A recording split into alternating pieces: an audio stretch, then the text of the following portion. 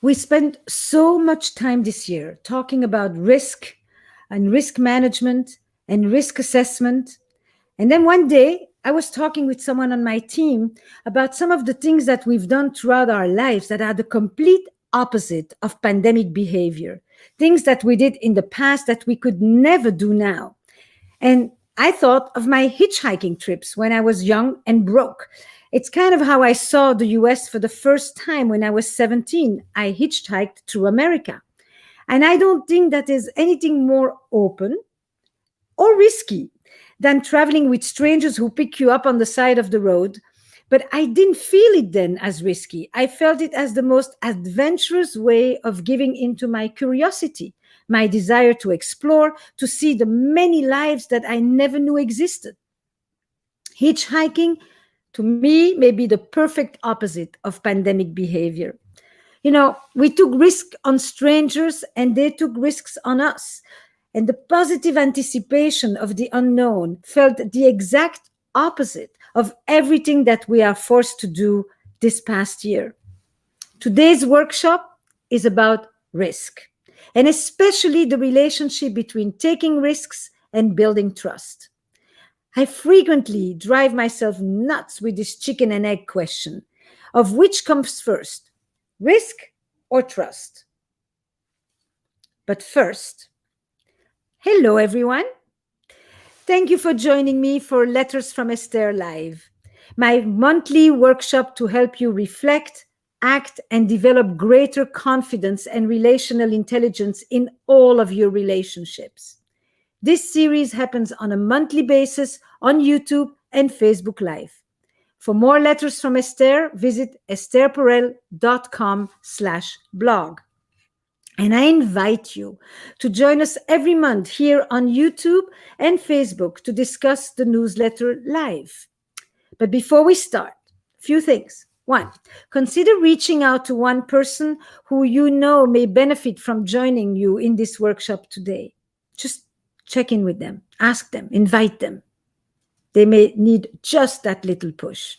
And as always, I encourage you to take notes in a notebook dedicated to these workshops and to anything else in life that helps you develop relational intelligence. And if not, pen and paper will do. If you like to learn more, subscribe to my YouTube channel. You can find the buttons for that below this video. And I have exciting news. I couldn't wait to tell you all this thing. But we've been working hard on creating a 7-day challenge, our first ever 7-day challenge, whether you are in a relationship or solo. And I can't believe how many of you have already signed up.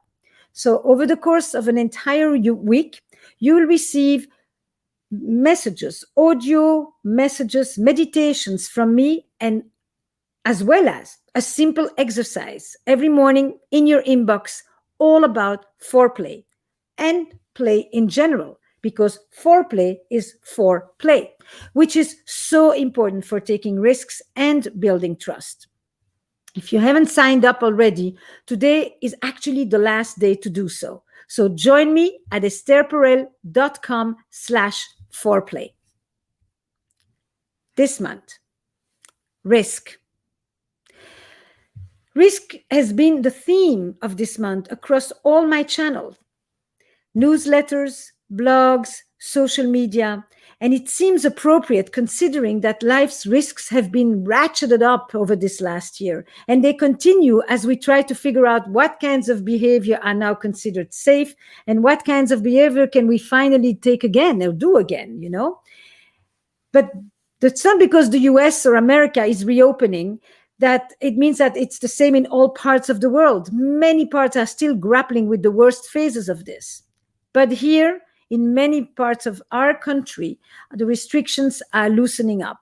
And I know that I'm not the only one who's having some re-entry anxiety after a year of learning how to keep a constant 6-foot radius around me. You know, I like thinking about my hitchhiking because it helps remind me that I have taken risks and that I probably will take risks again.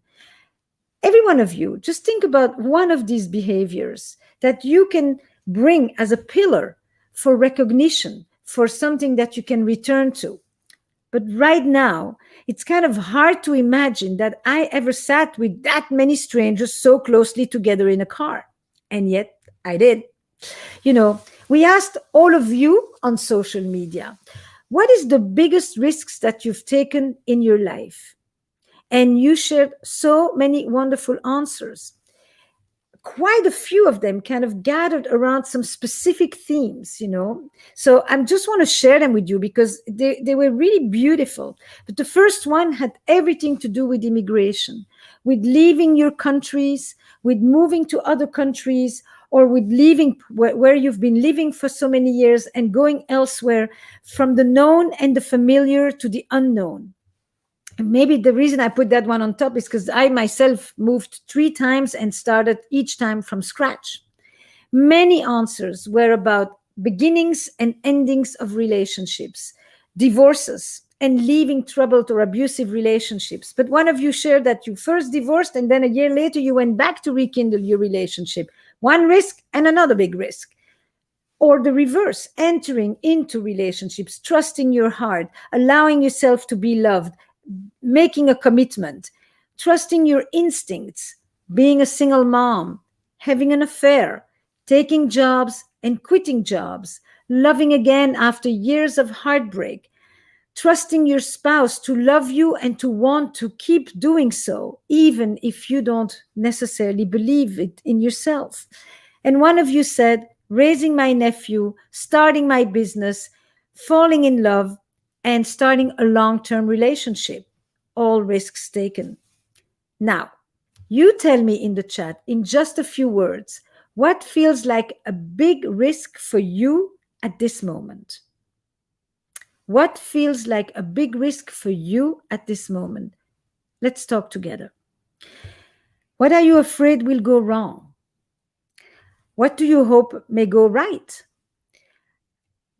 Making small talk with strangers, social anxiety, going back to the office.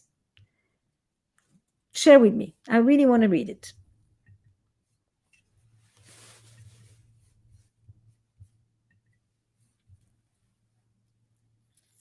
I'm actually thinking myself too, what are some of the risks in this moment for myself? You know, I am about to take actually my first flight, leaving a job, taking a new job, getting into a relationship, to feel trust again, starting again after divorce, changing careers. Yeah, big situations, you know, that they all involve risk, you know, making a mistake, staying with my husband, trusting my love will be reciprocated, fear of disappointment. Beautiful, beautiful. Changing careers again, you know, trusting again, leaving jobs again, taking new jobs. Yeah. Loving someone despite them being previously unstable and unreliable, being true to myself and changing my life. Beautiful, beautiful. You know, that's the thing about trust. And that's the thing about risk. That's whether it's hitchhiking across the US for me, or re entering society after a year-long period of isolation, or taking risks in our relationships. If we don't take risks, we'll never know how good or how bad things can be. It's interesting because risk is about tolerating the unknown, but if we don't take the risk, we will never know. It's really a both end. So the question is really, do we need to feel trusting to take risks? Or is it the act of risk taking that allows us to develop trust? And researchers have been divided about this back and forth. I loved what my colleague Rachel Botsman said on a recent episode of Bob McKinnon's podcast, Attribution. We often don't think about the connection between trust and uncertainty. See, we typically say trust and risk, but trust and uncertainty. But basically, the equation is the more you trust yourself, the more trust there is, the more you can tolerate uncertainty. This is true for big adventures like road trips, or uncertainties like social reentry, or within our relationships. The default, Botsman explains, is that most of us don't try to increase our tolerance for uncertainty. We try to minimize risk. I'm going to say this again because to me there was like a bolt, you know. The default, she says, is that most of us don't try to increase our tolerance for uncertainty. What we do is that we try to minimize the risk. But that means that we're also minimizing the ability to grow and to trust. So let me be clear. Taking risks is not the same as being reckless. Let's take note of that. We all need both security and adventure. But some of us can tolerate the lack of security a little bit better, and some of us are better at tolerating the lack of freedom. So which one is true for you? And so as I was writing this, I was thinking, you know, I started my career and I had to choose between being self-employed or working for an institution. And I knew that I could tolerate not knowing when my next paycheck will come better than I could tolerate someone telling me when I can go on vacation or when I need to come in. I could tolerate the lack of security a little bit better than I could tolerate the lack of freedom. And one of the important things that I learned in my life is that if I wanted to build trust in myself, my career, in the world, in my partner, I had to take risks. And that didn't mean more control. That's a real big one for us to swallow. Rather, what it meant is that I had to be able to accept uncertainty and live with the unknown. I had to be able to accept uncertainty and live with the unknown. And no amount of control would take care of that. From the moment we come into the world to the moment that we die, our survival instinct acts like a silent caption navigating every situation that we face or desire. At every step, a subconscious calculation is operating in the background. Is this harmful? Is this a situation I should avoid? Will I get hurt? Could there be a payoff? What if it's great? What if I fail? Is it worth the risk? So, when it comes to taking risks, we focus a lot on red flags. Why are they called red flags, actually? Often, our ability to recognize a red flag is because that we've experienced it before. So if we've dated a few too many narcissists, we might get suspicious on our date, you know, the next time we've got someone who's bragging a little too much. And if a former partner struggled with substance abuse, we might overly chastise our new mate for occasionally overindulging. And if we've had past experiences in which our partner was too needy or felt too needy, we may find ourselves often, you know, seeking situationships where we don't need to get deep to develop any level of dependence. And when we've experienced trauma, we will either try to avoid anything similar or find ourselves experiencing it over and over again without totally understanding why. And if we were rejected or heartbroken, it may take a bit to trust that our new partner loves us and won't be intimidated by our attempts to thwart them. It's crucially important to look for red flags.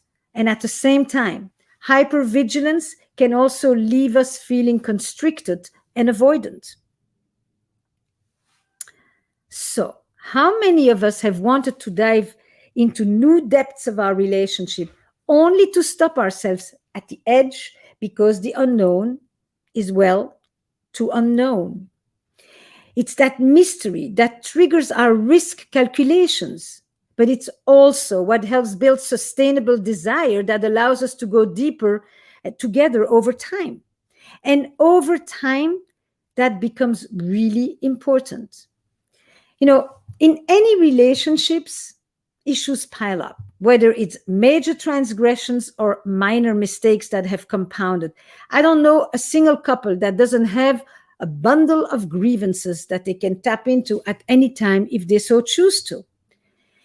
Even when one person is trying to repair betrayal, you know, they may find themselves apologizing to someone who wants to hear it, but at the same time can't believe it because their distrust feels like a protective layer in case it happens again.